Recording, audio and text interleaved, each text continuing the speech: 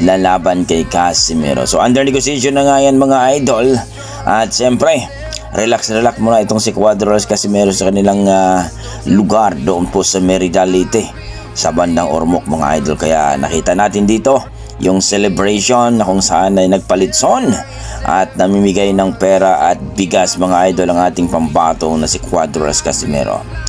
Maangas man sa lona pero may giniinto ang puso din pagdating sa personal na buhay ni Casimero. So anong masasabi nyo dito mga idol? Sa kabilang banda mga idol, Luis Neri umami na talaga na talagang napakalupit ang kamao ni Casimero.